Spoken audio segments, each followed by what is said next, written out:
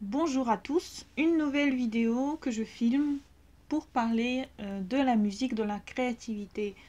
C'est un sujet qui me tient très à cœur puisque moi je passe la plupart de mon temps à être avec mes écouteurs sur mes oreilles et la musique fait complètement partie de mon quotidien depuis toujours, depuis, vous savez, les petits appareils et les petits casques, des choses bizarres qu'on portait quand on était petit.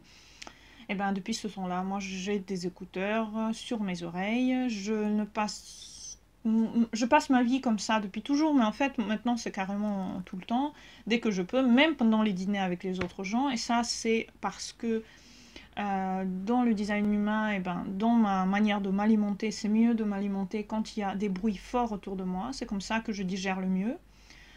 Ça c'est tout ça, c'est le design humain.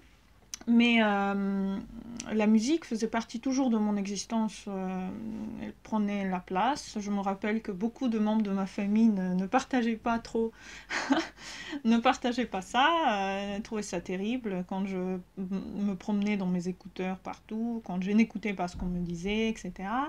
Mais en ce moment, en fait, et depuis que je crée, elle fait carrément partie de mon existence complètement. C'est-à-dire que moi, quand je peins, la musique peut varier, ça dépend de mes humeurs. Si mes humeurs sont bonnes, si je suis d'une humeur magique, je peux faire des choses, voilà, je peux être enthousiaste, etc. Mes musiques sont plutôt dans la playlist normale de Spotify, playlist pop, quelque chose de normal, où on a des musiques diverses, etc.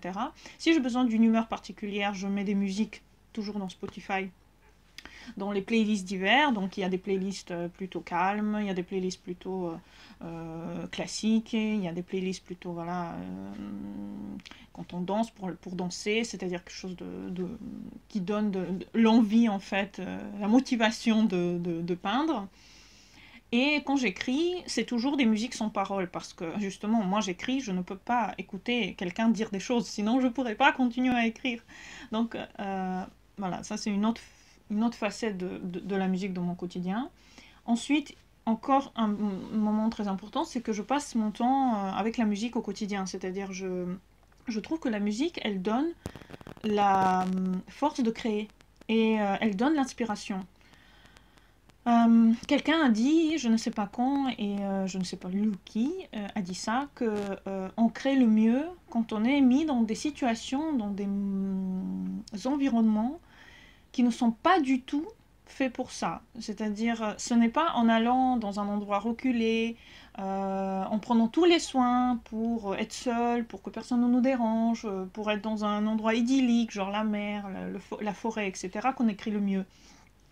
On écrit le mieux dans des conditions complètement qui nous mettent en fait devant soit devant la banalité de notre quotidien, soit devant des situations mauvaises, des situations compliquées. Je me rappelle parce qu'en ce moment, bah, j'attends que mon livre sorte, mon livre La forme créative, et je me rappelle des moments parce que je m'étais fait une discipline d'écrire tous les jours 2 pages par jour, l'année dernière, l'année encore d'avant.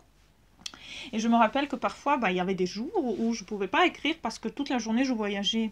Et dans ces journées-là, en fait, mon histoire, elle était magnifique. Parce que dedans sortaient des choses complètement incroyables, fortes. Je voyageais, en fait, j'étais dans un train, j'étais mise dans des endroits où j'étais pas très bien, où il y avait plein de gens, où il y avait plein de bruit. Et en fait, c'est ça qui créait le boom dans mon histoire. Aussi, quand on pense qu'on est à la maison tous les jours, rien ne se passe.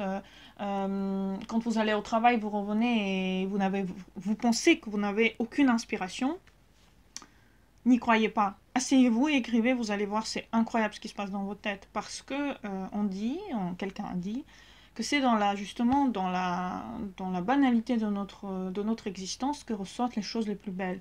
D'ailleurs, Harry Potter a été écrit aussi comme ça, la dame, donc Rowling, elle allait dans un café entre les cours, entre son enfant, voilà, elle allait et elle justement écrivait dans des conditions pas très faciles en fait d'écriture, et c'est là que sortaient les meilleures choses. Donc finalement en fait moi je me mets toujours dans des conditions un peu pas confortables pour écrire, et Et je me dis toujours que ce n'est pas parce que je ne voyage pas trop, que je ne fais pas de choses trop en mouvance, bon, même si j'aime voyager, mais bon, j'aime beaucoup être chez moi aussi, que voilà. Et là, dans ces moments-là, la musique est une inspiratrice pas possible. Parce qu'en fait, si vous voulez, dans votre inconscient, tous les films que vous avez vus, tous les livres que vous avez lus,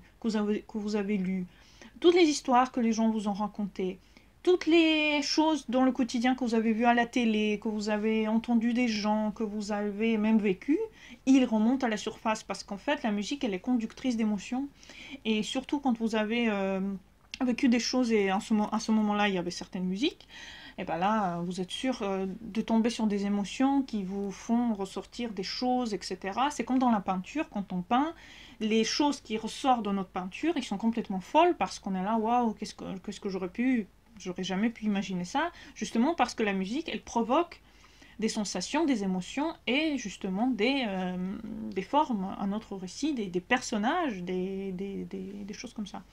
Donc je vous invite tous à utiliser cet outil magique comme la musique pour vous mettre dans l'état de la création, pour vous mettre dans cet état d'une complète, voilà, de vous abandonner à quelque chose, parce que vous vous abandonnez à quelque chose.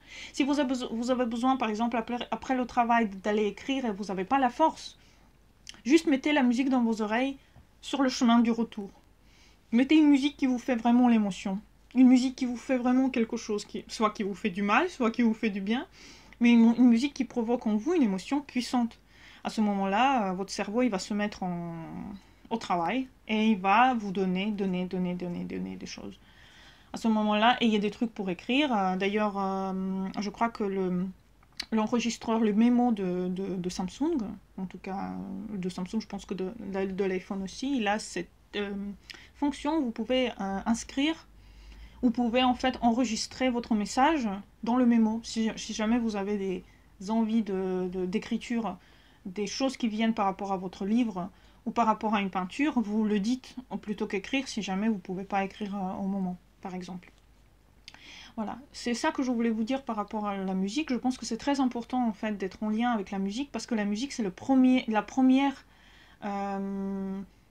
le son en fait, c'est la première chose qui nous relie en fait à nos émotions, puisque déjà quand on était dans le ventre de notre maman, eh bien la musique c'était comme les vagues de la mer, c'était cette musique embryonnaire, là où vous êtes, et vous êtes complètement dans un trance en fait, et la musique vous met dans le trance. D'ailleurs il y a des playlists sur Spotify qui s'appellent trance et tout ça, vous pouvez essayer de les écouter, ça peut aussi vous donner beaucoup d'idées par rapport à tout ça.